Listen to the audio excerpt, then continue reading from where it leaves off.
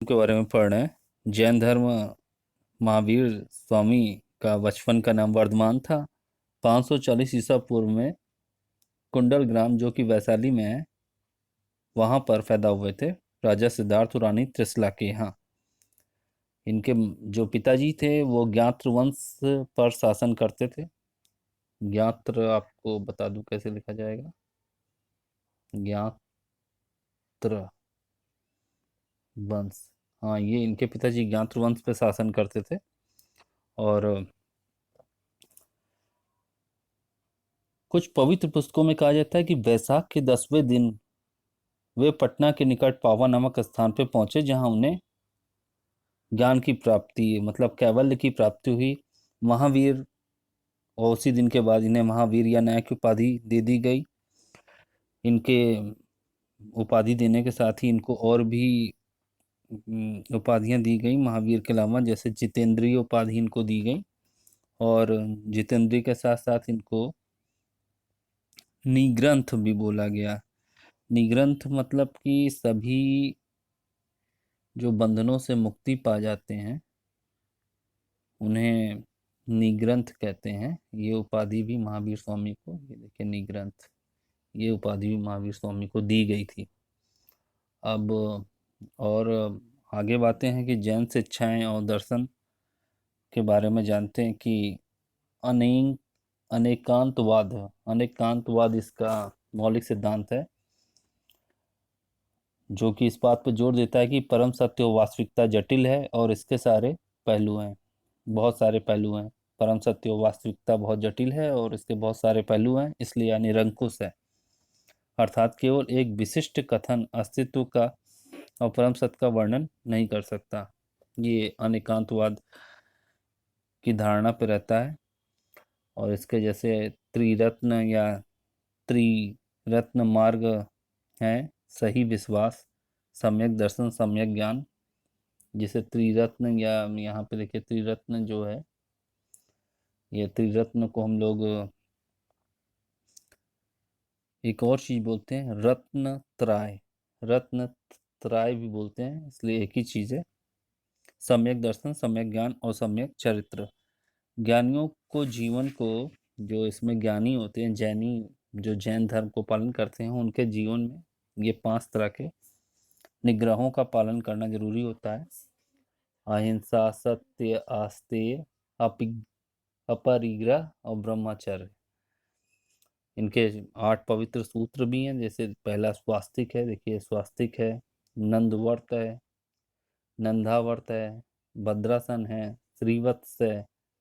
श्रीवत्स को अंतहीन गांठ भी कहते हैं। दर्पण है, मीन युगल है, वर्धमानक है, कलश है। मतलब स्वास्तिक, नंदव्रत या नंदाव्रत, नंदव्रत या नंदाव्रत, भद्रासन, श्रीवत्स, दर्पण, मीन युगल, वर्धमानक और कलश। अब यहाँ पे इन सब का मतलब क्या होता है? स्वास्तिक एक चिन्ह है, आप लोग सभी जानते हैं इसका। हिटलर ने भी इसको मानता था, इस चिन्ह को। दूसरा जो नंदवर्त या नंदावर्त है, ये एक बड़ा स्वास्तिक है जिसके 9 सिरे होते हैं। वो स्वास्तिक है, और नंदवर्त या नंदावर्त ये बड़ा स्वास्तिक है जिसके 9 सिरे होते हैं। इसमें ये रोटेशन कुछ ज़्यादा हो जाता होगा। देखिए बड़ा स्वास्तिक है, 9 सिरे हैं, तो इसका रोटेशन ज़्यादा होगा, इसमें भुजाएं ज़्यादा होंगी, इसलिए नंदवर्त या नंदावर्त बोलते हैं। भद्रासन देखिए तीसरा जो है, एक सिंहासन है जिसे जैन के चरणों द्वारा पवित्र किया गया है। एक सिंहासन जिसे जैन के चरणों द्वारा पवित्र किया गया, उसे भद्रासन कहते हैं। और ये श्रीवत्स क्या है? श्रीवत्स अंतहीन गांठ, ये क्या है? तीर्थकर की छाती में प्रकट हुआ एक चिन्ह जो उनकी शुद्धता का प्रतीक है। मतलब श्रीवत्स, वत्स मतलब छाती होती है, वत्स तो ये उसी से रिलेटेड चीज है कि कोई चिन्ह है जो शुद्धता का प्रतीक है। दर्पण है, दर्पण सभी कोई जानता है, शीशा जिसमें अंतरात्मा प्रतिबिंबित होती है। मीन युगल भी है, मछलियों का एक युगल जो इंद्रियों पर विजय का प्रतीक है। मतलब जितेंद्रिय भी बोला गया था महावीर स्वामी को। तो मीन युगल ये बताता है कि इंद्रियों पर विजय का प्रतीक है। वर्धमानक क्या चीज़ है? वर्धमानक दीप की भांति उपयोग किए जाने वाली एक छिछली प्लेट, दीप की भांति उपयोग किए जाने वाली एक छिछली प्लेट है जो धन और योग्यता में वृद्धि को प्रदर्शित करती है। कलश क्या है? शुद्ध जल से भरा एक बर्तन। कलश भी आठवां प्रतीक जो शुद्ध जल से भरा हुआ एक बर्तन है। तो एक बार में स्वास्तिक, नंदवर्त, भद्रासन, श्रीवत्स, दर्पण, मीन युगल, वर्धमान, कलश। तो इस तरह स्वास्तिक, नंदवर्त, भद्रासन, श्रीवत्स एक बार में। स्वास्तिक, नंदवर्त या नंदावर्त, भद्रासन, श्रीवत्स, दर्पण, मीन युगल, वर्धमान, कलश। जैन धर्म की दो विचारधाराएं कौन सी हैं? बहुत कॉमन सी बात है। यहाँ भी एक बार नजर डाल लेते हैं कि RYWGB क्या है। RYWGB ये क्या है? ये जैन धर्म के ध्वज का, रंगों का प्रतीक है। जैन धर्मों के जो जैनी हैं उन्होंने अपना एक ध्वज बनाया हुआ है जिसमें ये 5 रंग हैं, रेड, येलो, वाइट, ग्रीन भी। मतलब ये ग्रीन के साथ ब्लू है और रेड के साथ येलो है।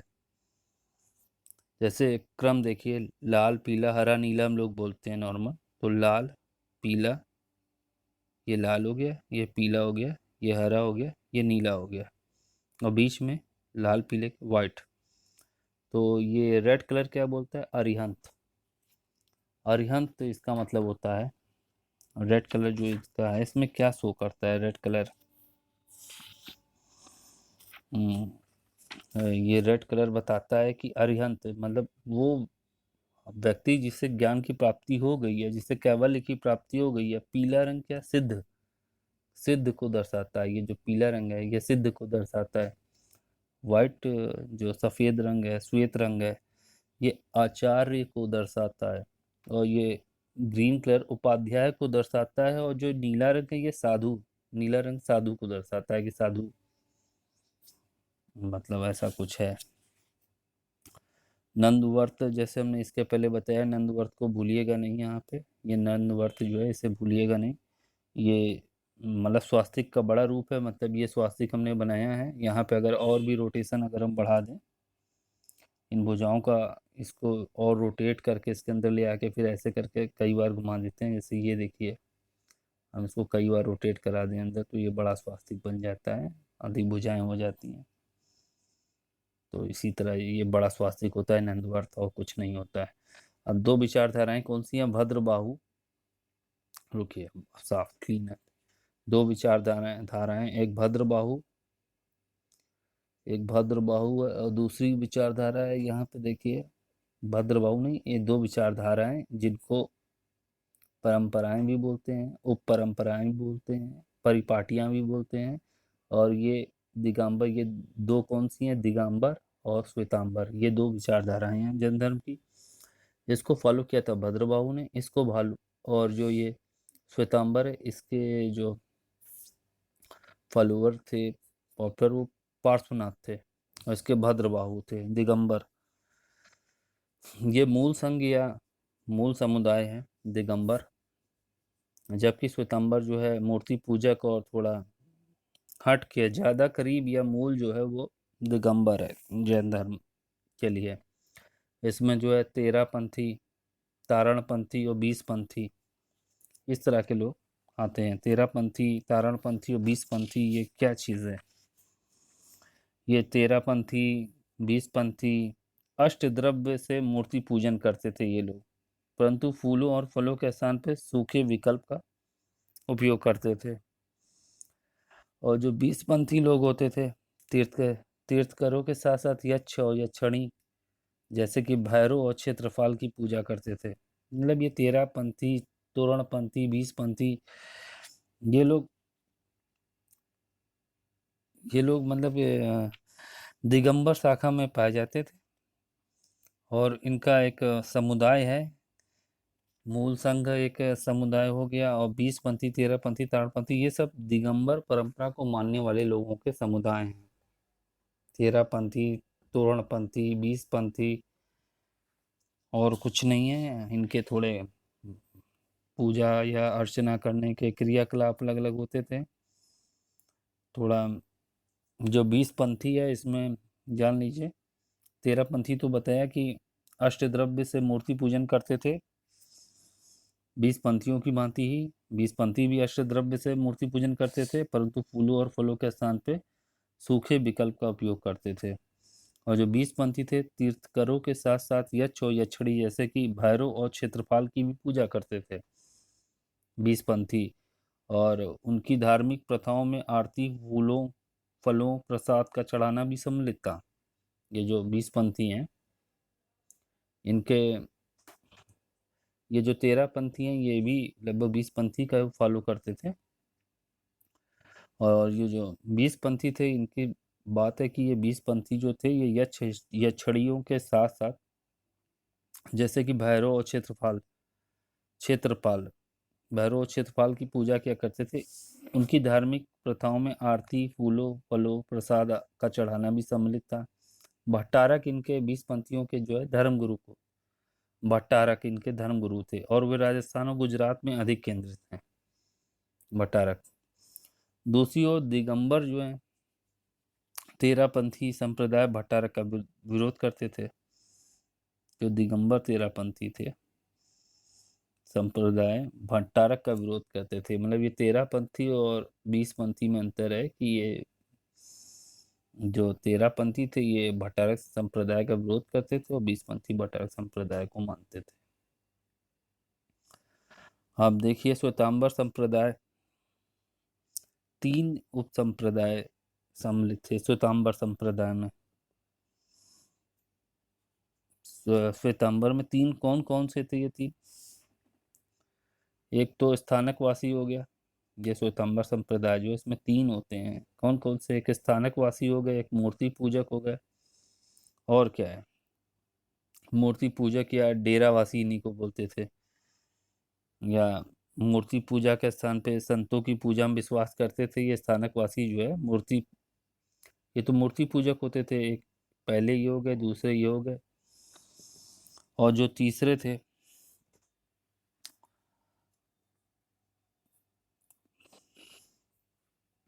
पहले, दूसरे और तीसरे कौन है ये पता नहीं चल रहा है। देखेंगे। ये ब्रह्मचर्य का पालन नहीं करते थे।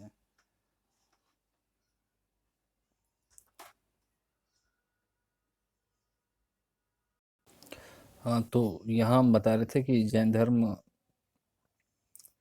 13 पंथी 20 पंथी के बारे में बता दिया, और इधर यहाँ हमने स्थानकवासी और मूर्ति पूजक इनके बारे में बता दिया कि श्वेतांबर संप्रदाय जो है ये भी जो है 3 उप संप्रदाय में सम्मिलित था। एक स्थानकवासी थे और दूसरा मूर्ति पूजक या डेरावासी थे।